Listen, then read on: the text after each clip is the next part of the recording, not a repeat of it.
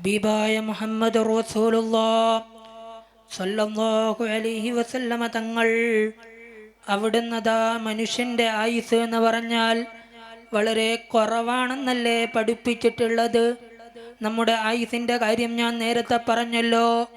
ഏത് സമയത്ത് വേണമെങ്കിലും നമ്മൾ മൗത്താകാൻ പറ്റുന്ന ആളുകളാണ്. നമുക്കെപ്പോൾ വേണമെങ്കിലും നമ്മുടെ ഈ ആയുസ് തീർന്നു പോകാവുന്നതാണ്. അതിന് ഇന്നേ പ്രായം വരെ ഞാൻ നിൽക്കും, അല്ലെങ്കിൽ 50 വയസ്സ് വരെ, അല്ലെങ്കിൽ 90 വയസ്സ് വരെ, അല്ലെങ്കിൽ 100 വയസ്സ് വരെ നമ്മൾ ജീവിക്കുമെന്ന് യാതൊരു വിധത്തിലുള്ള ഉറപ്പും നമുക്ക് ഇല്ല മുഅ്മിനീങ്ങളെ. ഏത് സമയത്ത് വേണമെങ്കിലും നമ്മൾ മൗത്താകുന്നതാണ്, മരണപ്പെടുന്നതാണ്. മെനഞ്ഞാന്ന് ഞാൻ അറിഞ്ഞു, 13 വയസ്സുള്ളതായ ഒരു പെൺകുട്ടി ക്യാൻസർ വന്നിട്ട് മരണപ്പെട്ടു എന്ന വാർത്ത അറിഞ്ഞു. റബ്ബേ, എങ്ങനെയാണ് ഈ ലോകത്തിലേക്ക് നമ്മളൊന്ന് ചിന്തിക്കുമ്പോൾ, നമ്മുടെ ഈ ലോകത്തിലേക്ക് നമ്മളൊന്ന് കണ്ണോടിക്കുമ്പോൾ നമുക്ക് മനസ്സിലാകുന്ന ഏറ്റവും വലിയ സത്യം എന്താണ്? ഏത് സമയത്ത് വേണമെങ്കിലും നമ്മുടെ ആയുസ് തീർന്നു പോകാവുന്നതാണെന്നല്ലേ. ആ ആയുസ് എപ്പോഴാണ് തീർന്നു പോകുന്നത് എന്ന് നമുക്ക് അറിയില്ല. അപ്പം നമ്മൾ എന്ത് വേണം? ബുദ്ധിയുള്ളവർ ആരാണെന്ന് മുഹമ്മദ് റസൂലുള്ളാഹി സ്വല്ലല്ലാഹു അലൈഹി വസല്ലമ തങ്ങളോട് ചോദിച്ചപ്പോൾ നാളത്തേക്ക് വേണ്ടി പണിയെടുക്കുന്നവരാണെന്നാണ് പഠിപ്പിച്ചിട്ടുള്ളത്. അതുകൊണ്ട് പ്രിയപ്പെട്ട മുഅ്മിനീങ്ങളെ, പ്രായമാകുമ്പോൾ നമുക്ക് ഇബാദത്ത് ചെയ്യാം. ഇപ്പം പ്രസരിപ്പുള്ള സമയമാണ്.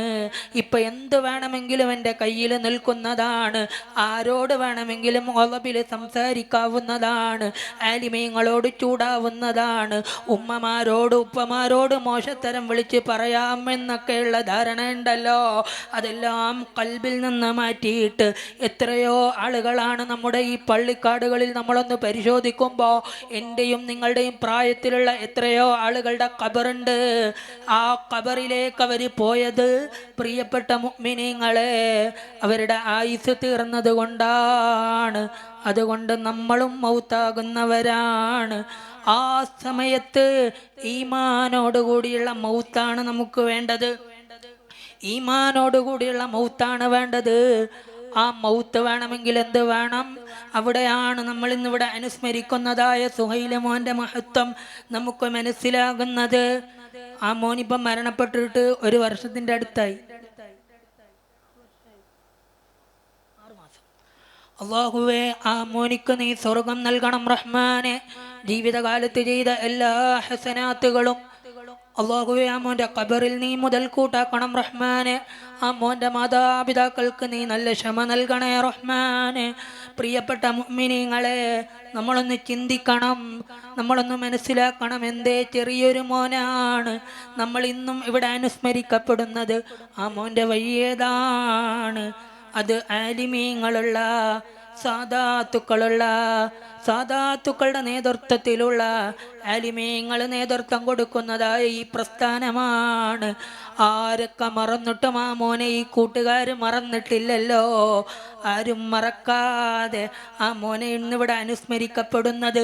പ്രിയപ്പെട്ട ഉമ്മമാരെ, ഉപ്പമാരെ, ആ മോൻ ചെയ്തതായ ഒരു കൂട്ടം സൽക്കർമ്മങ്ങൾ കൊണ്ടാണ്. ആ മോൻ്റെ സ്വാഹിബീങ്ങളാരാണ്? കൂട്ടുകാരാരാണ്? ആലിമീങ്ങളും ഉസ്താദുമാരുമാണ്. അവർ നേതൃത്വം കൊടുക്കുന്ന പ്രാസ്ഥാനിക കുടുംബത്തിലെ അംഗമായതുകൊണ്ട് ആ മോൻ മരണപ്പെട്ടത് മുതൽ അതാ തഹ്ലീലുകൾക്ക് കുറവില്ല, ഖുർആനോത്തിന് കുറവില്ല, അനുസ്മരണങ്ങൾക്ക് കുറവില്ല. ആ മോൻ്റെ ഖബറിലേക്ക് ഇന്ന് മരണപ്പെട്ടത് മുതൽ ഇന്ന് ഈ സമയം വരെ ആ മോൻ്റെ ഖബറിലേക്ക് എത്തിക്കൊണ്ടിരിക്കുന്നതെന്താണ്? ദിക്റുകളാണ്, ഖുർആനോത്തുകളാണ്, സ്വലാത്തുകളാണ്. ഒരു മന്ത്രിക്കും ഇത് കിട്ടൂല, ഒരു രാജാവിനും ഇത് കിട്ടൂല, ഒരു MLAക്കും ഇത് കിട്ടൂല, ഒരു MP-ക്കും ഇത് കിട്ടൂല. ഏതൊക്കെ വലിയ പ്രസ്ഥാനങ്ങളിൽ, രാഷ്ട്രീയ പ്രവർത്തനങ്ങളിൽ നമ്മൾ പങ്കെടുത്താലോ ഈ ഒരു വലിയ ഭാഗ്യം നമുക്ക് കിട്ടണോ? അതിന് കിട്ടണമെങ്കിൽ ഇതുപോലെയുള്ള സുന്നത്ത് ജമാഅത്തിൻ്റെ ആലിമീങ്ങൾ, സാദാത്തുക്കൾ നേതൃത്വം കൊടുക്കുന്ന ഈ പ്രസ്ഥാനത്തിൽ പ്രവർത്തിച്ചാലല്ലാതെ നമുക്കിത് കിട്ടുമെന്ന് യാതൊരു വിധത്തിലുള്ള പ്രതീക്ഷയും നമുക്ക് വേണ്ട. അതുകൊണ്ട് പ്രിയപ്പെട്ട മുഅ്മിനീങ്ങളോട് പറയാനുള്ളത്, ഇത് നമുക്കുള്ള ഒരു മുന്നൊരുക്കമാണ്. നമുക്കുള്ളതായ മക്കൾ അവർ നമുക്ക് ഖുർറത്തു ഐനാകണം, ഇരുലോകത്തും കണ്ണിന് കുളിർമയുള്ളവരാകണ്ടേ. നമ്മളൊന്ന് ചിന്തിച്ചു നോക്കിക്കേ ഉമ്മമാരെ, എന്തേ ഇവിടുത്തെ വൃദ്ധസദനങ്ങളൊന്ന് പരിശോധിച്ചു നോക്കുമ്പോൾ അതിൽ ഡോക്ടർമാരുടെ മാതാപിതാക്കളുണ്ട്, വലിയ വലിയ വിദ്യാസമ്പന്നരായ ആളുകളുടെ മാതാപിതാക്കളുണ്ട്. അവരതാ പ്രായമായപ്പോൾ തൻ്റെ സ്റ്റാറ്റസിന് ചേരാത്തത് കൊണ്ട് ആ മക്കളെ വൃദ്ധസദനത്തിലേക്ക് ആ മാതാപിതാക്കളെ വൃദ്ധസദനത്തിലേക്ക് തള്ളിയിടുകയാണ്. അങ്ങനെ തള്ളിയിടാതെ ആ ഉമ്മാൻ്റെ മഹത്വം അറിയണമെങ്കിൽ, ഉപ്പാൻ്റെ ഫضل അറിയണമെങ്കിൽ, അവരെക്കുറിച്ച് അറിയണമെങ്കിൽ ഒരു കലാലയത്തിലും അത് പഠിപ്പിക്കുന്നില്ല, ഒരു യൂണിവേഴ്സിറ്റിയിലും അത് പഠിപ്പിക്കുന്നില്ല. അത് പഠിപ്പിക്കുന്നത് ദർസുകളിലാണ്, മദ്രസകളിലാണ്, ദീനീ സ്ഥാപനങ്ങളിലാണ്.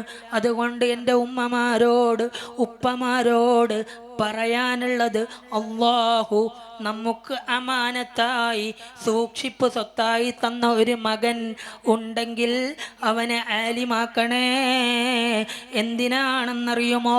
ഇതുപോലെ അവൻ നമ്മൾ മരണപ്പെടുമ്പോൾ, നിങ്ങൾ മരണപ്പെടുമ്പോൾ, എൻ്റെ ഉമ്മ മരണപ്പെട്ടു പോയി എന്നറിയുമ്പോൾ, ഇന്നാലിന്ന യൂണിറ്റിലെ പ്രവർത്തകൻ്റെ ഉമ്മ അല്ലെങ്കിൽ ഉപ്പ അല്ലെങ്കിൽ വലിയുപ്പ അല്ലെങ്കിൽ വലിയുമ്മ ആരോ ആയിക്കൊള്ളട്ടെ മരണപ്പെട്ടു എന്നറിയുമ്പോൾ അവർക്ക് വേണ്ടി അതാ ദിക്റുകൾ ചൊല്ലി ഹദിയ ചെയ്യുന്നു, അവർക്ക് വേണ്ടി തഹ്ലീലുകൾ ചൊല്ലുന്നു, അവർക്ക് വേണ്ടി ഖുർആനോത്തുകൾ നടത്തുന്നു. ഇതൊക്കെ വേണമെങ്കിൽ ഈ പ്രസ്ഥാനത്തിൽ കൂടിയേ തീരൂ. അല്ലാഹു സുബ്ഹാനഹു വ തആല നമ്മുടെ ഈ പ്രവർത്തനങ്ങൾ മുഴുവനും നമ്മളിൽ നിന്ന് കബൂലാക്കട്ടെ. അപ്പം അതുകൊണ്ട് നമ്മൾ ചിന്തിക്കേണ്ടത്, നമ്മുടെ മക്കൾ അല്ലെങ്കിൽ നമുക്ക് അല്ലാഹു തആല തന്ന എന്തൊക്കെ നിഅമത്തുകളുണ്ടോ അത് മുഴുവനും അല്ലാഹു പൊരുത്തപ്പെട്ട രൂപത്തിൽ നമ്മൾ ചെലവഴിക്കണം എന്ന് മാത്രം ഓർമ്മപ്പെടുത്തുകയാണ്.